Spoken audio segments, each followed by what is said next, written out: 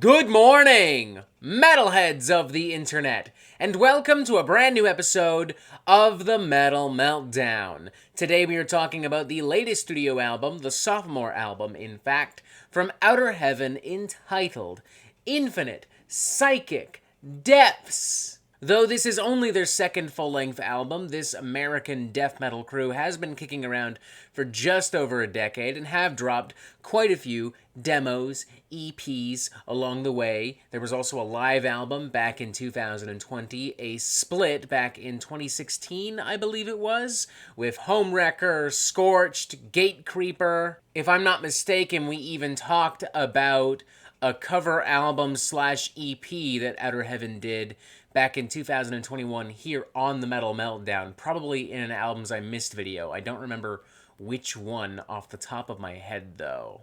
I remember I liked it. If that helps at all, I assume it does. More importantly, I also really liked their official debut album, Realms of Eternal Decay, when it dropped back in 2018.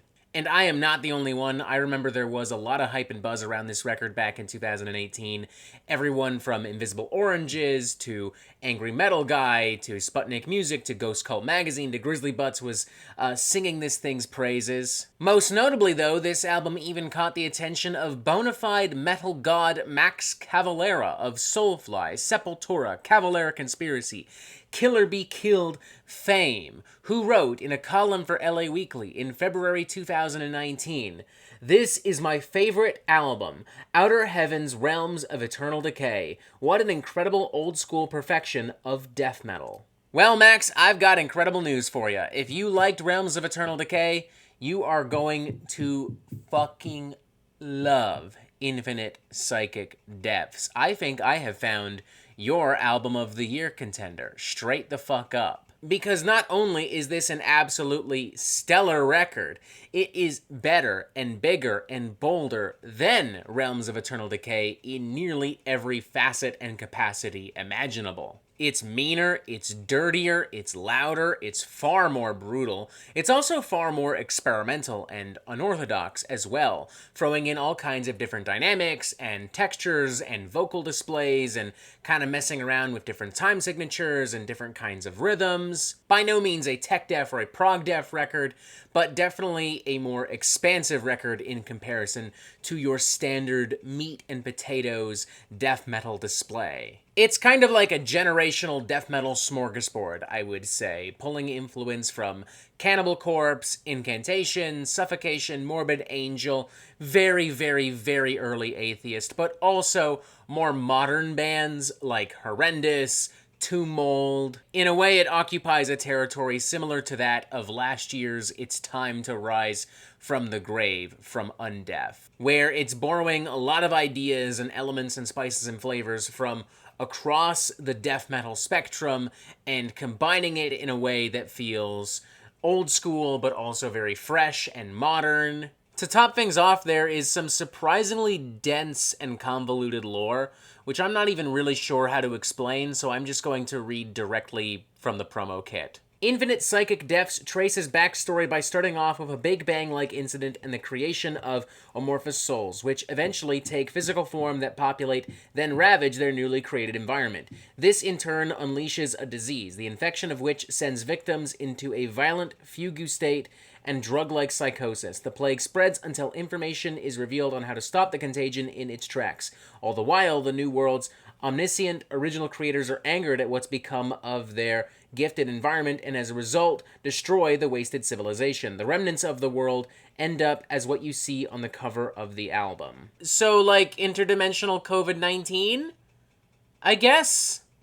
I don't know. That's the best I got. This is maybe the one area where the record does lose me just a tad, but on the bright side, it's not as if there is one massive narrative that you are forced to follow. It's really more of a backdrop for just absolute death metal insanity, which Outer Heaven absolutely does deliver. Opening numbers Soul Remnants, for instance, is a crusty, anguished, extreme death metal whirlwind and hurricane of epic proportions, filled with displays of grinding, churning, pummeling, bubbling riffs and grooves and beats.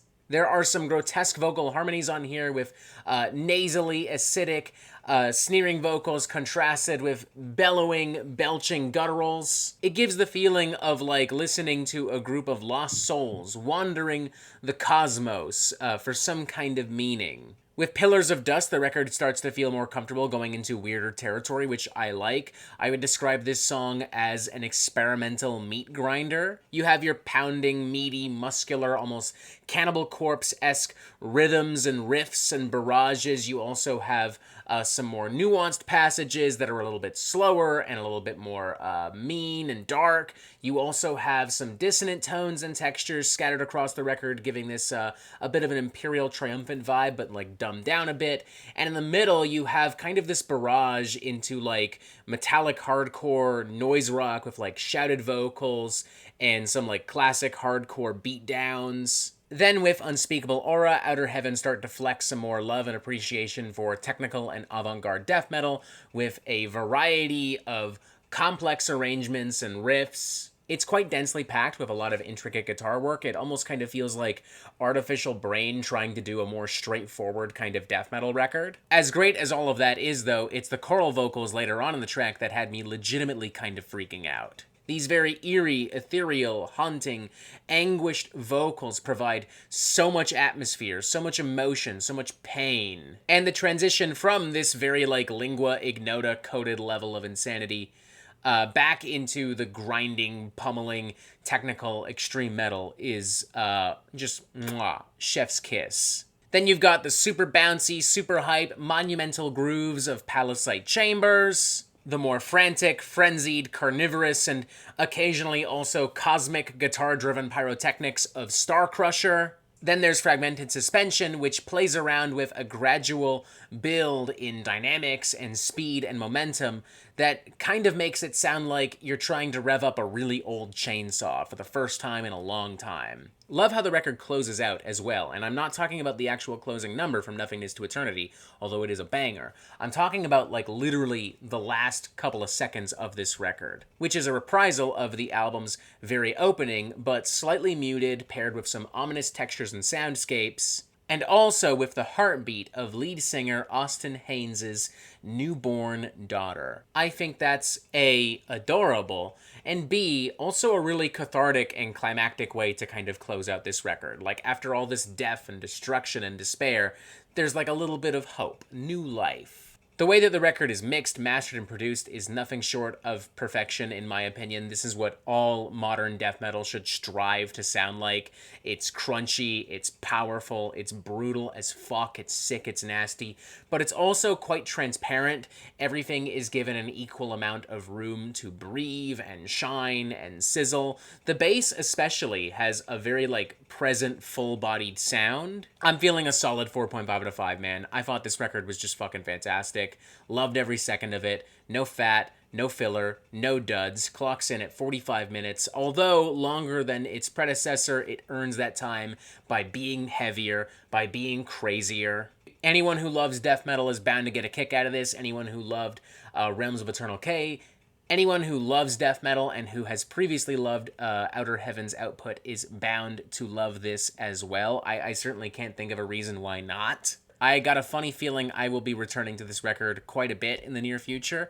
Of all the death metal I've heard so far this year, this definitely stands like near the top as being like one of the very best albums.